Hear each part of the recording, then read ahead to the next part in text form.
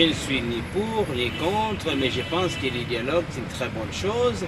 Et ce qui est fort malheureux, que le dialogue que nous avons maintenant n'est pas inclusif pour un pays qui est dans une situation difficile et qui demande, exige, impose un dialogue inclusif. Donc je pense que M. Kodjo a failli de ne pas avoir réussi à réunir les enfants congolais. Il a réussi de les scinder et c'est fort dommage. Je pense que quand vous êtes en train de construire un pays, il faut éviter les extrêmes et les excès de paroles. Je pense que ce que nous avons ici, c'est une question de savoir qu'est-ce qui unit un peuple. Un peuple est soudé par les idées et l'idée maîtresse d'un peuple, c'est la constitution. Donc, le dialogue qui ne va jamais remplacer une constitution est en train d'être supposé transcender la capacité d'une constitution.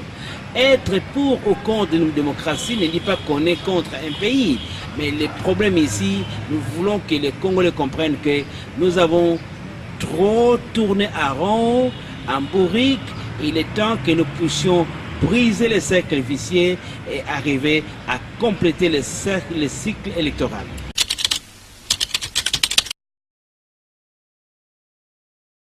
Vous savez que nous sommes dans un pays où nous sommes en train de marcher par la tête.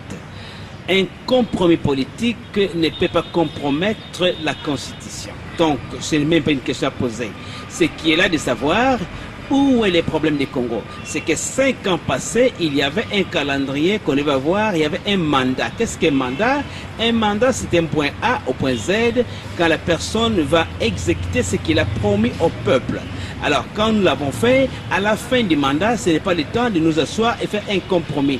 Élastiquer une constitution, c'est l'injurier et injurer ce peuple-là qui l'avait voté. Donc, que ce soit les conseils de sécurité, que ce soit l'Union européenne, l'Union africaine, que ce soit l'Amérique, que ce soit qui, personne ne peut marcher sur la constitution d'un peuple souverain. Donc, si la condition est de savoir qu'on peut contourner la constitution pour un compromis politique, c'est déjà un coup d'épée dans l'eau. Je pense que la constitution demande que les élections passent dans les délais constitutionnels.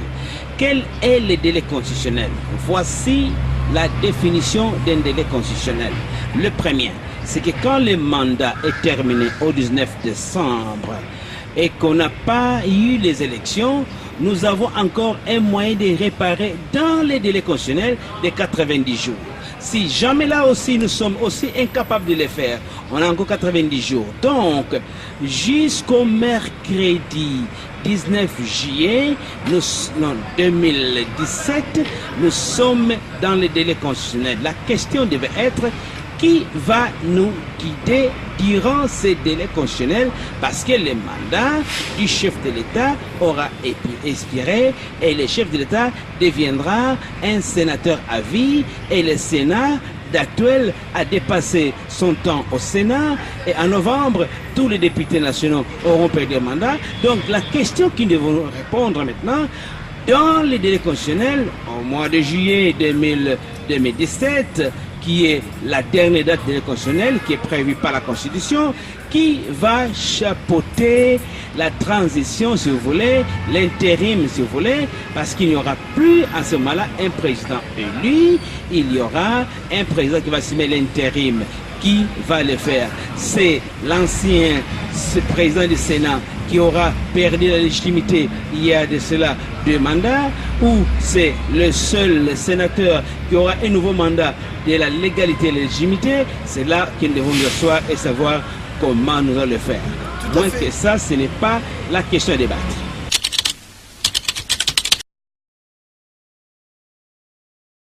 Je pense que ça, ce n'est pas une monarchie. Ce n'est pas une propriété privée de quelqu'un. Ce n'est pas une dictature. La RDC, c'est notre patrimoine commun. On ne peut pas imposer à ce peuple une décision par un groupe, aussi divers soit-il, réuni au Kanchati ou quelque part. Non.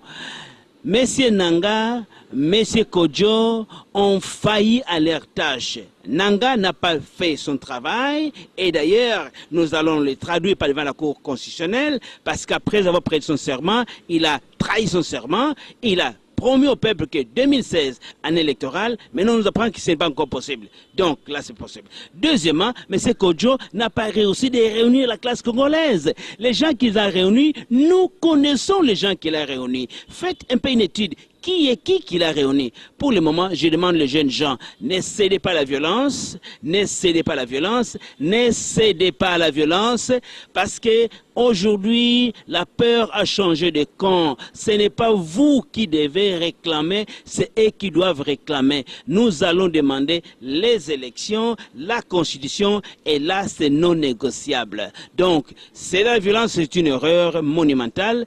Nous demandons que ceux qui veulent vous inciter, rejetez ça.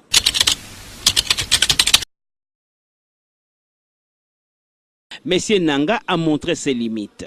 D'abord, vous vous souvenez qu'après avoir prêté serment, M. Nanga est venu dire au peuple congolais que l'année 2016, c'est une année électorale. M. Nanga arrive et nous dit que c'est impossible.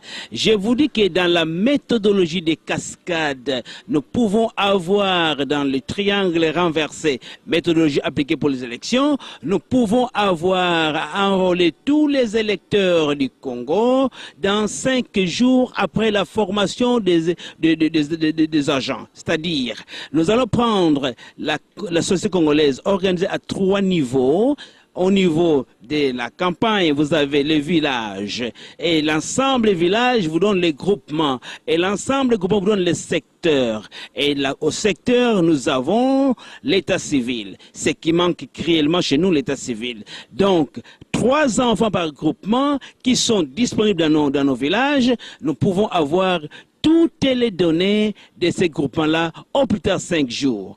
Au niveau de la ville, vous allez avoir la rue, chaque rue, l'ensemble des rues vous donne les quartiers, l'ensemble des quartiers vous donne les communes, et à Kinshasa, par exemple, vous avez 24 communes, et vous avez 400 quartiers, donc avec 12 000 Congolais dans au plus tard 5 jours, nous aurons déjà rempli sur une feuille les données nécessaires pour les électeurs, parce que c'est l'arithmétique simple. Donc, si quelqu'un vous dit qu'on ne peut pas arriver à enrôler les électeurs dans un pays où nous faisons la vaccination pour tout le monde, dans un pays où nous distribuons les moustiquaires, dans un pays où nous avons les TENAFEP, dans un pays où nous avons l'examen d'État, vous avez affaire à quelqu'un qui veut autre chose que les bonheurs de ce pays. Si M. Nanga est incapable, il y a bien des Congolais qui sont capables. Et d'ailleurs, dépasser le 19 septembre 2016, M. Nanga aura déjà montré ses insuffisances.